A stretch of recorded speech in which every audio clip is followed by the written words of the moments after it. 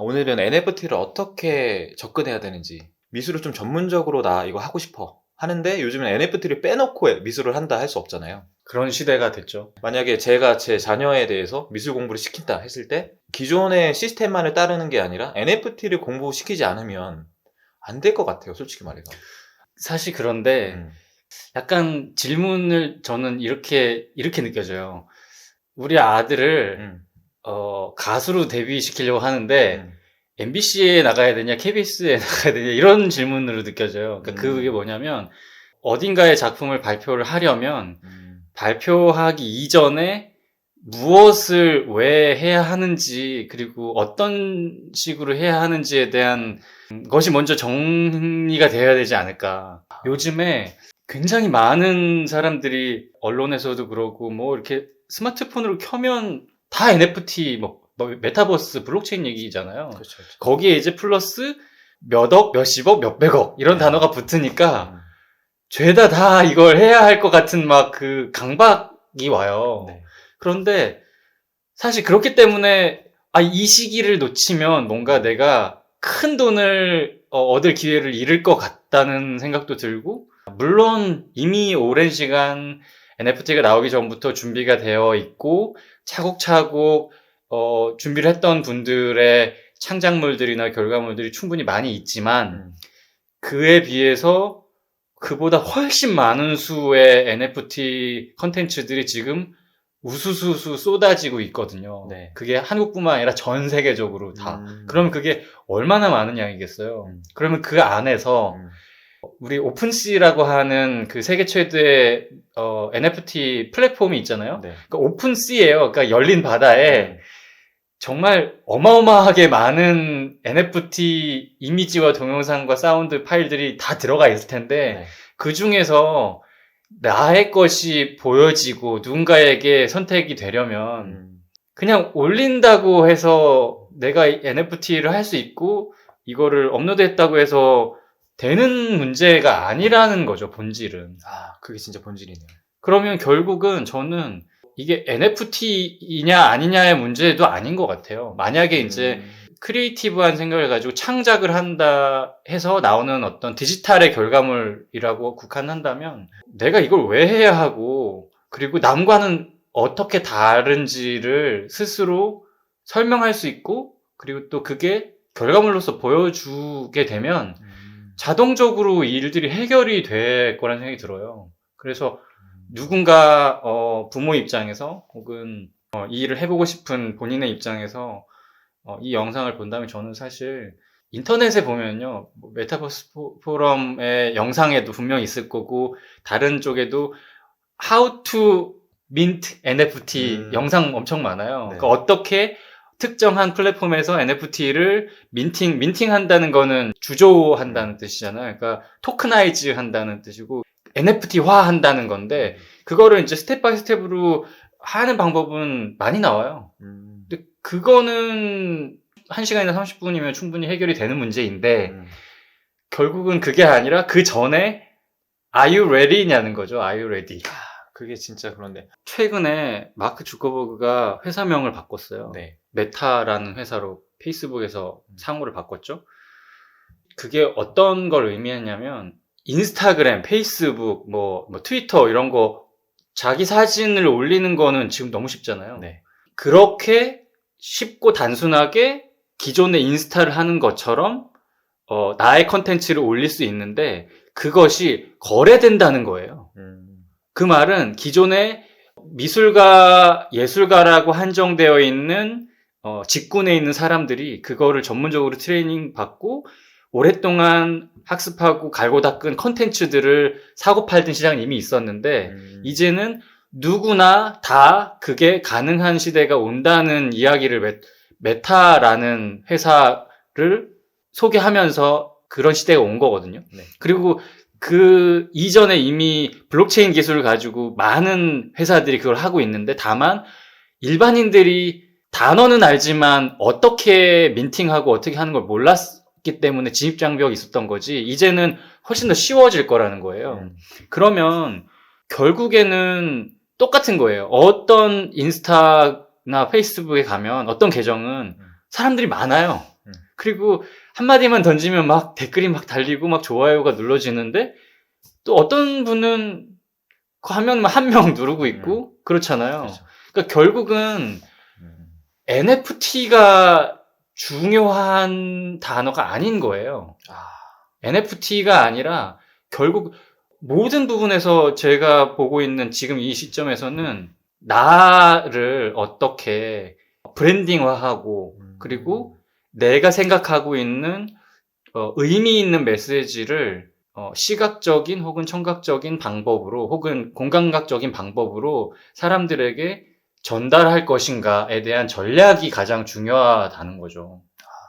눈에 띄어야 되잖아요. 그러면 눈에 띄게 나를 부각시킬 수 있는 방법은 굉장히 1차원적으로는 간단해요. 막 움직이거나 아니면 되게 선정적인 어떤 비주얼을 보여주거나 아니면 되게 키치하거나 뭔가 이렇게 자극적인 되게 정적이거나 혹은 차분한 것들은 사실 그 많은 것 중에 눈에 안 띄거든요. 그렇죠. 그러니까 지금 서로 다 이렇게 하고 있는 상황이라는 거죠. 음. 그러면 남들이 그렇게 하고 있기 때문에 그럼 이게 NFT는 그런 건가? 그럼 나도 내가 가지고 있는 사진에 막 움직임 이렇게 주고 모션 그래픽을 주고 그리고 되게 이렇게 막 해골이나 아니면 막 되게 섹시한 어떤 이미지나 이런 것들을 넣으면 이게 NFT인가? 라고 생각하는데 그렇지 않다는 거예요. 그러면 그 많은 것들 중에 정말 원 오브 댐으로서 누가 그걸 봐주겠으며 보는 거는 어쩌면 볼지도 몰라요. NFT의 가장 코어는 그거잖아요. 그 기존의 복제가 가능하고 원본성이 없는 것이었는데 블록체인에 이 NFT 디지털 파일이 결합되면서 진본성을 갖게 되고 진본성을 갖게 된다는 것은 소유할 수 있다라는 것이 검증이 됐다라는 거거든요. 그래서 볼 수는 있어요. 그런데 그거를 살 수 있냐라는 문제로 봤을 때는 누가 사겠냐라는 거죠. 가족이 사거나 아니면 주변에 있는 사람을 어떻게 잘 구슬려서 할 수는 있겠지만 궁극적으로는 다른 사람과는 내가 어떻게 다르고 나는 어떻게 나의 메시지를 다르게 전달할 것이냐에 포커스를 맞추면 결국은 자연스럽게 해결되는 문제 같고 그러니까 핵심적인 부분은 내 아트에 어떤 메시지를 담고 사람들에게 설득력이 있게 표현하는 게 사실은 먼저 잡히고 시작을 해야 되는 건데 몇백 배, 몇천 배 올랐다. 그렇죠. 그러다 돈을 번다. 이런 게 사실 좀 자극적인 문구가 크다 보니까 왠지 빨리 잡아야 될 것 같고. 그렇죠. 올해 3월 달인가요? 비플이라는 작가가 5,000일 동안 매일 만든 이미지 파일들 하나로 묶어서 JPG 파일 이미지 하나를 크리스티 경매에서 판매했잖아요. 네. 그게 다들 이제 광고나 이런 데 보면은 780억 빰 이런 거. 그러면서 한 번에 현대미술사의 생존 살아있는 작가의 거의 탑3로 올라가지 않았나요? 그 한 작품 가격으로. 그러니까 그러면서 너도 나도 뛰어들고 뭐 그렇게 이렇게 자극적인 이슈들이 강조되다 보니까 말씀하신 것처럼 나도 그 뭔가 해야 되는 게 아닌가라는 생각이 드는데 저는 오히려 거품이 지금 막 이렇게 있는 상황에서 달려들어서 같이 그냥 거품에서 허우적대는 것보다는 조금 근본적인 거에 대한 고민을 할 수 있으면 그러니까 그러면 어쩌면 지금은 그 흐름을 타지 못할 수도 있어요. 근데 이런 흐름이 자세히 돌아보면요 계속 오고 있어요. NFT라는 키워드도 있지만 또 닷컴 버블도 있었고 지금 이제 버블이 내려앉고 다시 또 단단하게 또 가고 있고 그리고 뭐 메타버스란 단어도 있고 그리고 앞으로도 계속 다양한 것들이 이제 파도처럼 우리에게 왔다가 또 왔을 때 거품이 이렇게 꼈다가 다시 또 차분해지면서 성장하고 하는 것들이 계속 와요. 그러면 그냥 평소에 이렇게 가만히 기다리고 있다가 내 앞에 온 거에 나도 타야지 이거보다는 어쨌든 올 거니까 내가 생각하는 것들을 조금씩 다듬고 단단하게 하는 게 사실 더 장기적으로 봤을 때는 경쟁력 있게 되는 게 아닐까 그런 생각이 들어요. 그래서 오늘 교육에 대한 얘기를 하려고 한 것도 말씀하신 거는 충분히 이해는 되는데 그래서 방법론적으로 어떻게 해야 될지 막막하신 분들이 많을 것 같아요. 뭐부터 시작을 해야 될지 그런 얘기를 좀 해볼 거예요. 그러니까 교육을 어떻게 해야 되는지에 대해서는 사실 교육 전문가한테 들어보는 것도 사실 중요하긴 하지만 전명상 작가님한테 얘기 들어보고 싶었던 이유 중에 하나가 현대 미술 쪽에서 굉장히 중요한 인물이시기도 하고 네. 또 학력이 장난이 아니시더라고요. 홍대 조소학과를 나오셨고 네. 그 다음에 캘리포니아 또 대학원도 다니셨고 나중에 그 박사 수료까지 하셨던데 대체 어떤 것들을 하셨던 거예요? 그 쓸데없이 제가 가방끈이 좀 길게 됐는데 네. 그 홍대 조속과에서 이제 조각했고요. 네. 그리고 시카고에서 미술 석사하고 캘리포니아에서 컴퓨터공학 석사하고요. 그리고 이제 뉴욕으로 건너가서 전자예술과 음악 박사를 하다가 이제 제 은사님께서 또 하늘로 가시고 그래서 마무리하지는 않고 이제 대학교를 한 12, 13년? 14년 정도? 미술하는 사람들이 다 홍대를 일단 많이 나오시더라고요. 네. 꼭 홍대를 나와야 되나 일단 그냥 네. 개인적인 궁금함이 있고 조소학과를 나오셔서 그 다음에 시카고에서 미술학과를 네, 이제 네. 석사를 하신 거예요? 네네. 그거는 연관성이 있는데 근데- 캘리포니아에서 뭐 약간 아니, 그게요. 네. 사실은 연관이 없긴 해요. 네. 뭐냐면, 이게 또 다른 이야기와도 연관이 되겠지만, 미술은 보통 잘 그리는 게 중요하잖아요. 그렇게 생각하잖아요. 네 그렇죠. 이제 입시 미술이 아니어도 이제 초중고 뭐 유치원 때부터 미술이라고 하는 이제 클래스에서 가장 중요시 여기는 거는 시각적으로 얼마나 아름답게 멋있게 정교하게 뭔가를 그려내는 걸로 거의 특화가 되어 있어요. 우리나라 미술 교육 같은 경우는 물론 저는 미술 교육자는 아니기 때문에 개인적인 뭐 의견 정도. 근데 저는 네. 산증인의 경험이 더 중요하다고 생각을 해요. 교육학에 대한 궁금증도 물론 뭐 중요하겠지만 네. 그래서 결국은 미술을 배우셔서 네. 한국에서 배우셔서 어떤 걸 느끼셨고 그리고 나는 어떻게 미술을 했는지 네. 그게 가장 사실 더 와닿을 것 같거든요. 그러니까 교육이 무서운 거예요. 그러니까 저도 그 기존의 교육 시스템에서 학습을 받은 사람이잖아요. 그렇죠. 그래서 고등학교 때까지는 그러니까 일단 미대에 가겠다고 마음 먹은 이후부터는 일단 되게 잘 그려야 된다. 그리고 홍대에 가야지만 된다. 뭐 이런 교육이었어요. 그래서 물론 이제 최선을 다했죠. 그리고 한번 떨어졌었고 재수를 이제 재수까지 하니까 나름 저는 그래도 입시 미술은 정말 잘한다 스스로 생각하고 그리고 대학교에 간 거예요. 막상 대학교에 조소과에 들어가서 첫 학기에 조소는 그런 거래요. 이렇게 흙으로 두상을 만들거나 인체를 이렇게 만들거든요. 뺑 둘러가지고 이제 두상을 하나씩 만드는데 제 옆에 있던 과 동기가 저를 만들었거든요. 근데 너무 잘 만드는 거예요. 그래서 제가 영혼이 있고 영혼이 없는 나이가 여기 있는 것 같은 느낌이 딱 든 거예요. 그리고선 제 작품을 봤는데 너무 못하는 거예요. 그래서 나름 입시미술에서 제일 잘한다고 생각하고 들어왔는데 그 순간 제가 확실히 딱 깨달은 게 뭐였냐면 내가 이렇게 잘하는 애들이 천지에 있는데 내가 이 친구들을 따라가려고 하다 보면 결국은 영원히 나는 2등밖에 못하고 계속 밑에 있을 것 같은 거예요. 근데 그게 저한테는 되게 큰 모멘텀이었어요. 일찍 깨달은 거죠. 열심히 만들고 하다 보면 어느 정도까지 됐겠지만 어쩌면 제가 지금까지 미술을 하고 있지 않았을 것 같아요. 나는 그러면 이 친구만큼 못하면 난 어떻게 해야 되지 생각하고 있었는데 제 은사님 중에 한 분께서 그런 얘기 하셨어요. 수업 시간에 미술은 잘 그리는 게 아니라 어떻게 하면 남들과 다르게 나의 이야기를 전할 거냐라는 거예요. 잘하고 못하고의 문제가 아니라 서로 다들 다른데 나만의 색깔로 나만의 방식으로 얘기를 해야 되다 보니까 예쁘게 잘 만드는 거에 관심이 떨어진 거고 오히려 그럼 나는 어떻게 하고 싶을까 생각해 보니까 가만히 서 있는 조각상을 만드는 게 싫어서 이게 자꾸 좀 이렇게 움직였으면 좋겠는 거예요. 그래야지 조금 더 사람들이랑 교감했을 것 같아서 그래서 조각에다가 모터를 달기 시작해가지고 막 이거 막 움직이고 막 눈 깜빡깜빡하고 학생 때 그렇게 하신 거예요? 네, 대학교 1학년, 2학년 때부터 홍대 조속과의 스튜디오에 거의 안 있고 청계천 가서 살았어요. 을지로 청계천에. 기계 구하느라고? 네, 부품들 거기 가면 이렇게 골목에 가면 싼 모터들 막 5,000원에 팔거든요. 그거 사가지고 이렇게 막 달아놓고 막 담배각에다가 막 이렇게 움직이게 막 하는 그런 것도 만들고 그러다가 보니까 남들이랑 좀 달라지고 그러면서 더 움직이게 만들고 싶어서 나중에는 제 몸에다가 뭐 달아가지고 제가 조각인 척 막 하고 그러면서 그러다가 이제 퍼포먼스도 하고 그때부터 좀 남다른 게 있으셨네요. 그래서 나중에는 대학교 졸업할 때는 이제 움직이는 큰 조각을 만들었었어요. 그런데 더 공부를 하고 싶었는데 그 당시에는 한국에서 그런 거를 저를 이렇게 깊이 있게 가르쳐 줄 만한 곳이 없었었어요.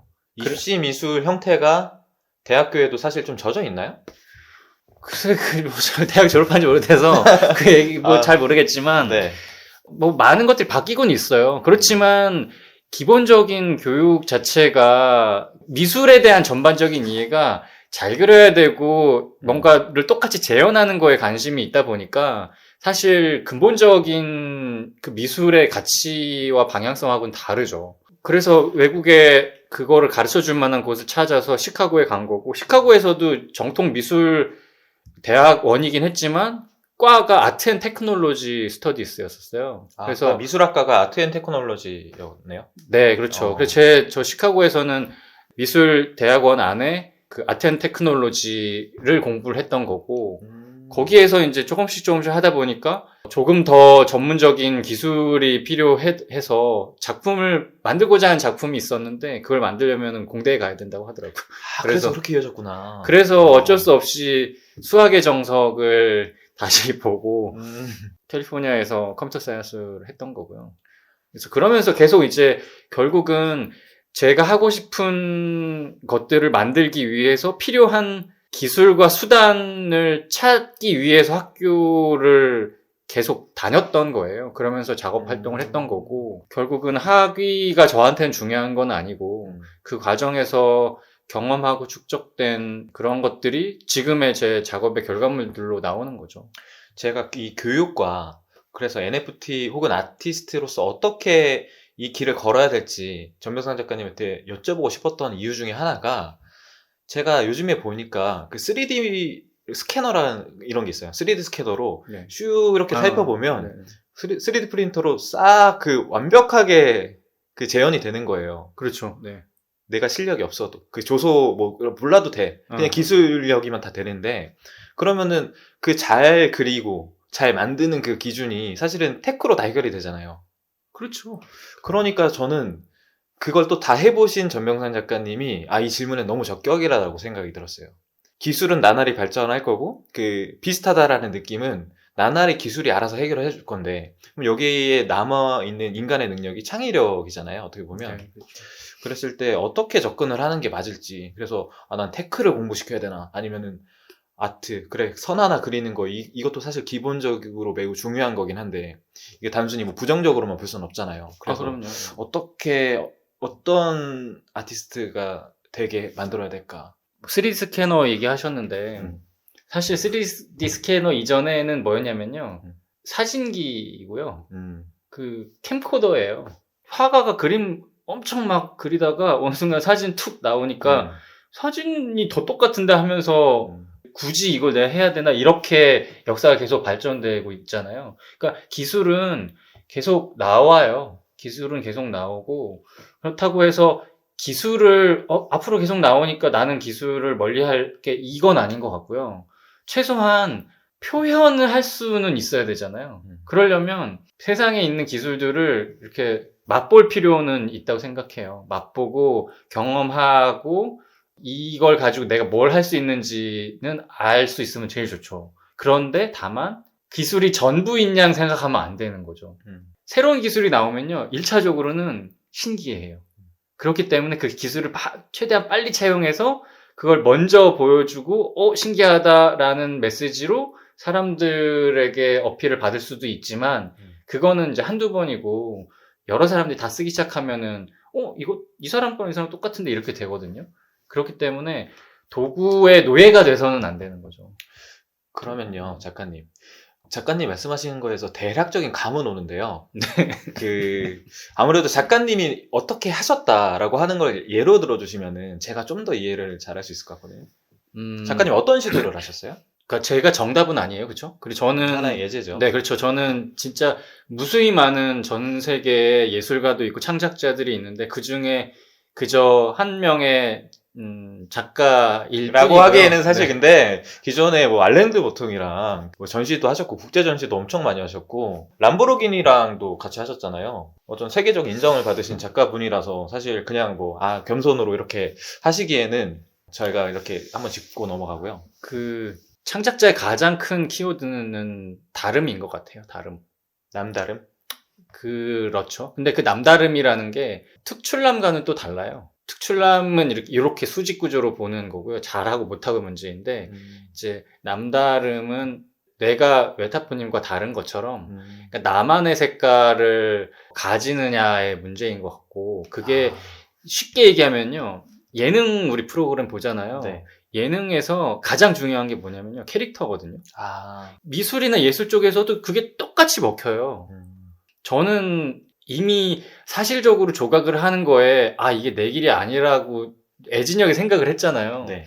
그러다 보니까 굳이 남들만큼 그렇게 사실적으로 잘 그리거나 만드는 게 제가 즐거워하고 잘할 만한 일이 아니라는 생각이 들어서 오히려 그런 일들은 하지 않고 반대로 대상을 보이지 않게 하면서 더 많이 생각하게 하는 그런 방식의 작업들로 간 거예요. 그러니까 뭐 쉽게 말하면 있을 때는 다들 좋아하고 다들 뭐 소중한 사람들 앞에 있으면은 그때는 특별한 의미가 없지만 나중에 그 사람이나 대상이 사라지면 그때부터 훨씬 더 많이 생각하잖아요, 본질로. 네. 그런 것처럼 조금 대상을 사라지게 하는 방식으로 해서 본질에 대한 얘기를 하는 그런 작품들을 하고 있고요. 전명상 작가님 NFT 작품 중에 대중들에게 많이 인식되어 있는 게 로스트잖아요. 네. 로스트 첫 번째 작품이 어떤 작품이었어요? 2016년 말에 만들어진 작품인데 지구상에서 가장 유명한 사진이죠. 모나리자 그 사진을 줄무늬로 사라지게 한 작품이었는데 사실 그 당시에는 로스트라는 제목도 없었어요. 그냥 스트라이프라고 불렀었는데 그게 이제 첫 번째 작품이었고 그런 작품들을 몇 개 하면서 이제 작품들이 늘어나다가 올해 이제 제 NFT 씬에 들어오면서 과거에 했던 작품들 중에 가장 쉽게 이해할 수 있는 작품들 위주로 해서 3월 달에 첫 민팅이 있었죠. 네. 그 로스트 작품이 지금까지 설명하신 네. 그 새로운 시도? 다른 시도? 이런 것들을 하셨던 작품이라고 저희가 이해해도 되나요? 그렇죠. 그러니까 저의 색깔인 거죠. 그러니까 제가 그동안 해왔던 유의 작품들은 대부분 우리가 잘 알고 있는 대상이나 형상을 저만의 방식으로 사라지게 해서 추상화하는 방식의 작품들이었거든요. 그러니까 그 중에 지금 뒤에 보이는 이런 시리즈도 사실은 이게 밤하늘에 있는 보름달이에요. 보름달 사진들을 이렇게 감아서 한 10,000장의 사진들을 감아서 완성된 코스모스라고 하는 시리즈 작품인데 이것도 딱 보면 누가 달인지 모르잖아요. 코스모스 시리즈처럼 로스트 시리즈 같은 경우는 이제 디지털화된 시리즈 작품 중에 하나인 거죠. 그게 NFT 씬에서 제가 이제 커리어를 쌓아가는 과정에서 첫 번째 포문을 연 시리즈이고요. 그 로스트 시리즈가 사람들에게 이제 처음에는 너무 이게 뭐 줄무늬니까 뭔지 모르잖아요. 게다가 심지어는 그 오픈시에서 뭔가 시각적으로 화려한 작품들만 보다가 오히려 너무 추상적이고 너무 뜬금없는 작품이 하나 덩그러니 있으니까 그래서 어쩌면 주목을 받았는지도 모르겠어요. 네. 근데 결론적으로는 물론 앞으로도 계속 이어지겠지만 작가님의 작품은 잘된 류에 속하고 분명하게 저는 사실 이러한 작품을 어디서 본 적이 없는 것 같아요. 그런 점에서 또 남다름과 유니크함이 생긴 것 같고 하늘 아래 새로울 건 없다고 누가 얘기하잖아요. 사실 그게 맞는 말이기도 해요. 줄무늬로 된 어떤 결과물이라는 건 사실은 제가 창조한 건 아니거든요. 그러니까 세상에 이미 많아요. 옷에도 줄무늬가 있고 패션에 뭐 폴 스미스도 있고 뭐 미술계에는 게르하르트 릴터라고 하는 작가도 이미 있고 너무 많아요. 그렇지만 제가 그런 방법을 쓰게 된 어떤 이유가 있고 그리고 또 그들과는 다른 과정들이 있고 그렇거든요. 그래서 뭐 잘 모르는 입장에서 보면은 그냥 줄무늬네라고 하지만 제 로스 시리즈가 다른 추상화나 다른 스트라이프와 완전히 다른 부분이 뭐냐면 그냥 어떤 감각이나 감성에 따라서 색 배합을 하고 그냥 이렇게 작가의 마음에 따라서 만들어진 것이 아니라 완전히 우리가 잘 알고 있는 극사실적인 사실에 기반한 추상이라는 거예요. 그래서 그 말은 뭐냐면 제가 어떤 그날의 기분에 따라서 뭔가를 다르게 변형한 것이 아니라 어떤 대상 하나를 제가 생각하고 설정한 방법으로 사라지게 하는 건 거죠. 그래서 예를 들어 모나리자의 경우는 로스트 시리즈가 다 그래요. 그 사진 한 장을 맨 위에 한 줄을 포토샵 같은 걸 한 픽셀을 이렇게 뚝 끼다란 얇은 게 나오는데 그거를 이렇게 쭉 누르면 줄무늬가 되거든요. 그거를 숫자 1이라고 파일 저장하고 그 다음에 그 폴더에 넣어놓고 그 밑에 줄에 있는 픽셀 한 줄을 뜯어서 늘려서 2라고 저장하고 그러면 가로 세로 뭐 예를 들어서 보통 사진 한 장이 세로가 한 2000 픽셀 돼요. 그러면 1번부터 2000장까지의 줄무늬 사진이 나오게 되는 거죠. 똑같이 1부터 2000까지 만들어 놓고 한 번 더 복제를 해서 2000부터 1번까지를 다시 만들어요. 그러면은 그 줄무늬가 윗줄 1번부터 2000까지 갔다가 다시 2000에서 1번까지 오거든요. 그거를 약 4000장 정도 되는 그 줄무늬 사진을 동영상 편집 툴에 넣어서 옛날 영화처럼 초당 20장, 30장씩 빠르게 돌리면은 이제 줄무늬가 되는 거거든요. 그래서 모나리자를 줄무늬로 분해해서 다시 영상으로 조합해 놓는 방식의 작업이에요. 그래서 처음에는 줄무늬가 뭔지 잘 모르긴 하지만 나중에 계속 보다 보면은 그거에 대한 이미지들을 눈앞에는 안 보이는데 머릿속에 연상하게 돼요. 만들고 나서 처음에는 그냥 모나리자 얼굴 정도만 사람들이 알겠지 하고 영상을 만들었단 말이에요. 그런데 전시장에 왔던 어떤 관객분께서 당연히 줄무늬 추상이 이해가 안 되니까 이제 작가한테 물어봤겠죠. 그래서 이게 뭐냐 물어보셔서 사실은 이렇게 만든 거고 이렇게 된 겁니다 라고 했더니 안에서 그 이미지를 찾고 싶으셨나 봐요. 그래서 한 3번을 오셨대요, 전시장에. 그리고 제가 작품을 만들 때 모나리자를 본 것보다 더 많이 보신 것 같아요, 이 작품을. 그리고선 나중에 이분이 저를 다시 만났을 때 뭐라고 말씀하셨냐면 전병선 작가님 혹시 모나리자의 가르마 보셨냐고, 이 로스트에서. 근데 그 순간 저는 그게 조금 이렇게 좀 충격적이었어요. 나는 가르마를 봤나? 근데 보니까 저는 그냥 모나리자 얼굴만 생각하고 만들었는데 사라진 대상을 작가보다 더 많이 감상하고 집중해서 보면서 가르마를 찾고 그러다 보니까 갑자기 모나리자의 손가락이나 옷주름이 보이기 시작하고 또 그분이 또 옆에 있는 그 오솔길 같은 길 같은 걸 또 찾아서 또 얘기를 하시더라고요. 결국에는 제가 하려고 하는 이야기는 그냥 단순히 추상화를 만들거나 혹은 예쁜 줄무늬 패턴을 만드는 게 제가 하려는 얘기가 아닌 거예요. 저의 메시지는 우리에게 소중하고 익숙한 것들을 더 돌아보고 가치 있게 생각해보자. 그 본질이 무엇인지 생각해보자라고 하는 질문을 던지는 일련의 작업들인 거예요.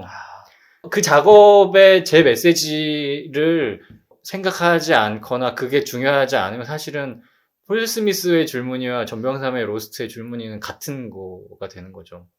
내용이 진짜 인상 깊은 것 같아요. 그 사람들이 모나리자라고 하는 작품은 뭐 비싼 거 당연히 알고 희소하다는 거 알고 하는데 저만 하더라도 눈썹이 없다고 하니까 눈썹 없네?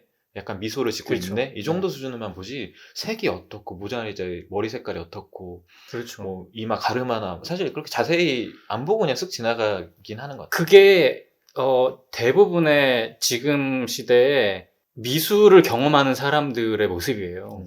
그 메타폰님만 그런 것이 아니고요. 아마 영상 보시는 뭐 학부모님들이나 혹은 일반인 분들도 물론 가끔 가뭄에 콩나듯이 갤러리나 미술관에 가시겠죠. 근데 가서 한 작품을 1분 이상 못 보실 거예요. 그 앞에 꽃이 있는데 꽃이 있으면 아 꽃이구나 하고 그냥 넘어가지. 그 안에서 뭔가를 찾으려고 하는 마음이나 의지가 사실은 없고 그리고 그동안 그렇게 학습을 못 받은 거죠. 그래서 오히려 저는 눈앞에 화려하고 멋있는 것들이 있음에도 본질을 보지 못하는 것에 대한 물음인 거예요. 제가 하는 일들이.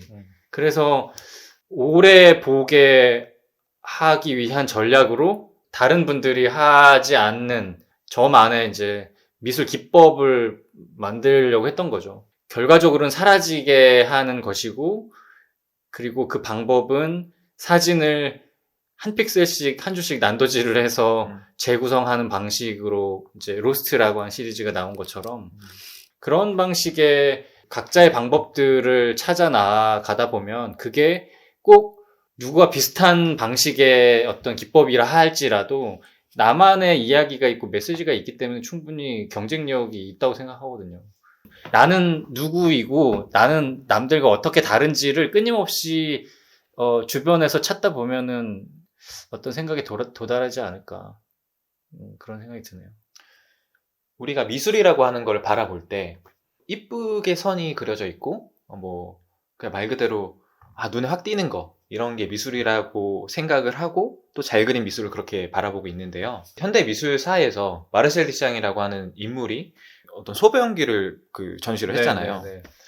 그런 거랑 사실은 좀 약간 연계가 된다고 생각을 해요. 전병상 작가님의 작품을 딱 본다고 했을 때 텍스트로 전병상 작가님이 모나리자 제네시스 그림을 전시합니다. NFT에서. 그러면 당연히 모나리자를 생각하고 모나리자 약간 변형했을 정도로만 생각을 하는데 사라지게 하는 미술을 봤잖아요. 그랬을 때 충격적인 것 같아요. 어떤 기괴한 면에서 충격적인 건 아닌데 약간 이게 뭐지? 약간 생각하게 되는 어떤 질문을 던진 거잖아요. 그랬을 때 마르셀 디샹이라고 하는 인물 자체도 미술이라고 하는 어떤 정형화된 패턴을 공산품으로 거기다가 사인을 해가지고 이렇게 던졌는데 미술을 공부한다고 할 때 그런 시도를 했을 때 사실 인정받기가 어려운데 이게 사실 그렇죠. 좀 괴리감이 있는 것 같아요. 그게 미술의 발전은 어떻게 이루어졌는지 이제 개인적으로 생각하는 거는요. 항상 남들이 아니라고 하는 거를 한 사람들에 의해서 발전했던 것 같아요. 왕실의 여왕의 초상을 그려주고 부유한 재력가의 집안에 있는 귀족의 초상화를 그려주다가 사실적인 그림들이 아닌 다른 방식으로 대상을 표현하기 시작하면서 다양한 이즘들이 나온 거거든요. 그러면서 뭐 고흐의 전묘법도 나오기 시작하고 그리고 피카소의 경우는 피카소의 작품들은 보면은 이렇게 사람들이 되게 못생겼잖아요. 그리고 얼굴들이 이렇게 조각조각 나 있어요. 코가 정면을 그리는데 코가 옆면으로 그려져 있는 경우도 있고 눈이 한쪽은 빤하게 보이고 한쪽은 이렇게 옆에서 본 눈이 되어 있어요. 네네네. 근데 그게 사람들이 다 그래요. 기존에 우리 미술계에서 교육을 받은 사람들은 1차적으로 얘기하는 게 야, 그 우리 애도 그리겠다 하거든요. 그렇죠. 근데 그 당시에는 안 그랬겠어요? 미술 정통계에서 그렇게 일을 한다는 거는 우리가 그동안 오랫동안 해왔던 것들을 깔아뭉개는 거냐라고 생각할 수도 있는 거예요. 그렇죠. 피카소의 경우는 그런 거예요. 그러니까 우리는 이렇게 보면 우리가 보는 모습이 있잖아요. 그거를 꼭 굳이 캔버스에서 그걸 그리는 게 아니라 이렇게 보는 모습도 그리고 저렇게 보는 모습도 같이 그리면 그러면 조금 더 이 사람을 더 다양하게 이해할 수 있지 않을까 이런 개념인 거죠. 거울에서 탕 깨져서 내 얼굴이 보면 파편화되어 있어서 여러 모습들이 보이잖아요. 그게 그림으로 나온 게 피카소 그림인 거예요. 한 관점으로 보는 것이 아니라 깨진 거울에서 여기저기 다양하게 보이는 모습들을 한 곳에 보이게 했기 때문에 나중에 돼서 우리가 미술을 보는 새로운 시각이구나라는 거를 이제 사람들에게 알려지게 된 거죠. 그런 것처럼 병기도 마찬가지예요. 그러면서 추상 미술도 나오고 뭐 다양한 것들이 나오면서 현대 미술이 발전됐는데 그 고고한 예술가들의 집단에서 쌀롱전을 하는데 다들 막 멋있는 그림들 막 캔버스에 다 그리고 이제 그린다는 거죠. 그리는 것에 모두가 다 집중하고 있는데 갑자기 그 병기 갖다 놓고 이제 샘이라고 이름 지어서 전시를 했단 말이에요. 그 전시에 참여한 사람들이 얼마나 모욕적이었겠어요.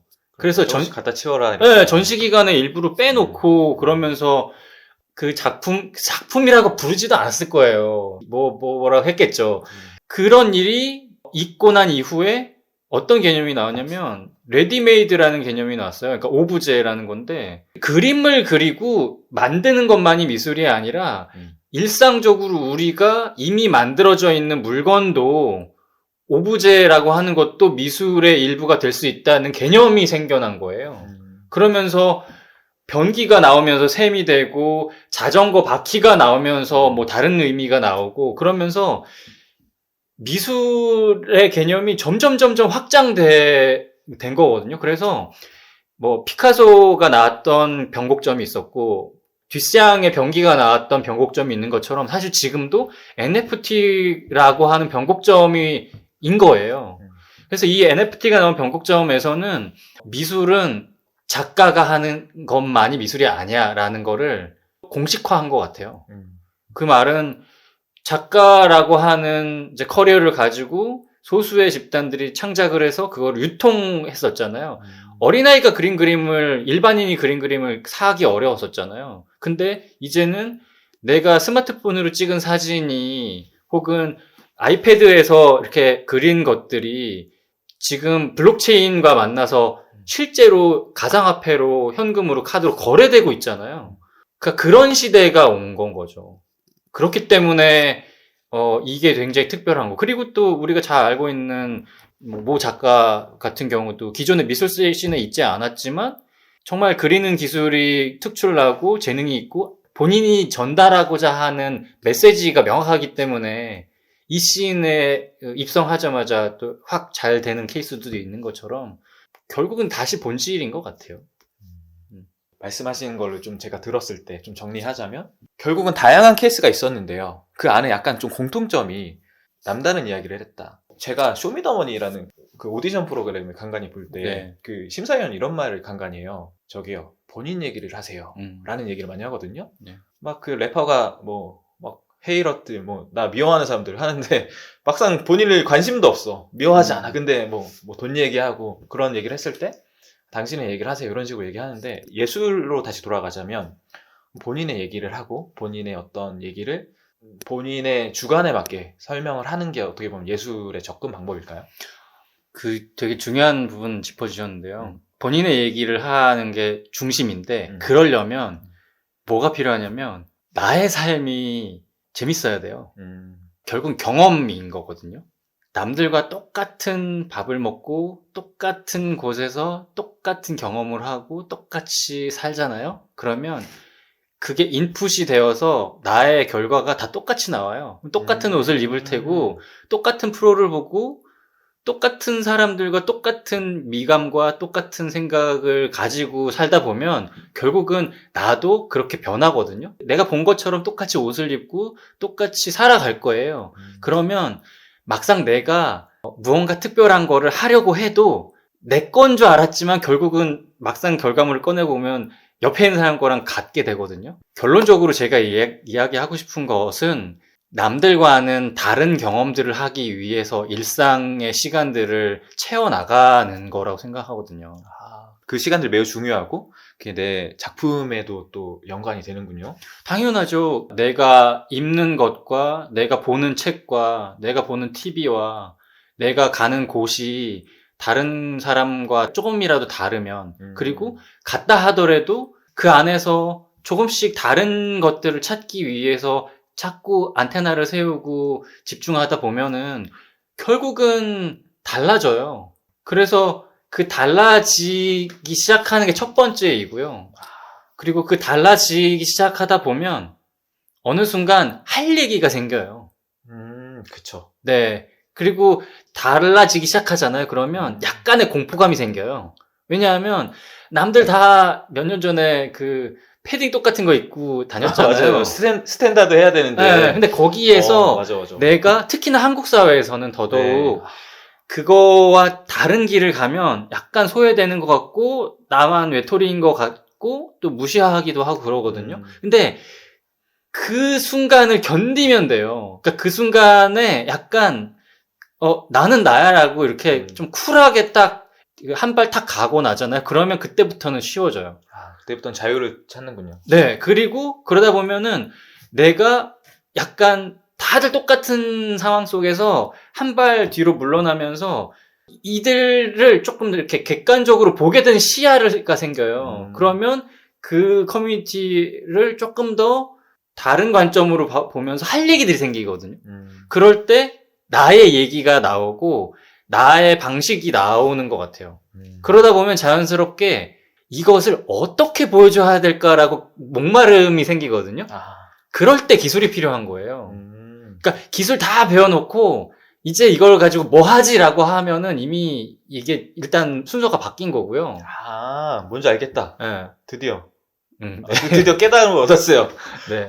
그렇기 때문에 힙해지는 거군요. 그게 다 완성이 됐을 때 힙해지는 거지, 힙한 기술들을 계속 익히는 게 그쵸. 힙해지는 게 아니구나. 그죠? 맞아요. 네. 그래서 기술을 그때그때 적절히 활용하면 되는 거거든요. 그래서 기술도 유연하게 받아들일 수 있는 오픈 마인드이면 좋고, 대신에 계속 그렇게 내가 다르다는 것이 외로운 것이 아니고 남들에게 따돌림 당하는 것이 아니라는 스스로에 대한 믿음을 갖고 있어야 돼요. 그렇게 되면 어느 순간 처음에는 작고 혼자여서 이렇게 좀 위축되긴 하지만 이게 계속 시간이 지나면 지날수록 점점 커지잖아요. 그러면 사람들이 절대로 무시할 수 없어요. 그렇게 되잖아요. 그러면 이제 궁금해해요, 사람들이. 왜 쟤는 우리와 다른 길을 가고 있고 무엇이 그를 그렇게 하게 하는지 궁금해하고, 인생을 걸고 하는 사람들 보면 되게 멋있잖아요. 그러면은 그 사람을 따라가기 위해서 또 흐름이 만들어지는 거거든요. 또 새로운 물길이 나오는군요. 그렇죠. 그래서 저는 마라톤을 다 같이 한 방향으로 가지 말고 막 다 흩어져서 여기저기 갔으면 좋겠어요. 오히려 저는 다른 것이 틀린 것이 아니고 나쁜 것이 아니라는 생각으로 나의 얘기를 찾아나가는 시작점을 만들면, 그러면 그때부터 이렇게 하나씩 되니까 이미 그리고 남들이 만들어 놓은 흐름에 이렇게 타서 그 중에 그냥 이렇게 적당히 하는 것보다는, 물론 그것도 나쁜 건 아니에요. 그것도 당연히 가치가 있고 의미도 있긴 한데, 어차피 한 번뿐인 인생이고 이왕 뭔가를 한다면 그래도 나만의 색깔과 나만의 결과물들을 만들어낼 수 있으면 의미 있지 않을까? 그런 생각이 들어서, 남들이 잘 알아주는지 안 알아주는지 모르겠지만 그래서 로스트를 오래 하는 거고 또 다른 시리즈들을 계속 작업을 하는 거고요. 그래서 그 과정에서 좋은 컬렉터나 제 작업을 이해해주고 공감해주는 분들을 만나면 조금 더 저도 에너지를 가지고 더 열심히 하죠. 네. 일단 전병상 작가님은 사실 이미 세계적으로도 인정을 받으신 작가님이시고, 그리고 또 새로운 도전을 계속 하시고, 오늘 귀한 말씀 너무 감사드리고요. 네, 앞으로도 응원하겠습니다. 네, 시간 내주셔서 감사합니다.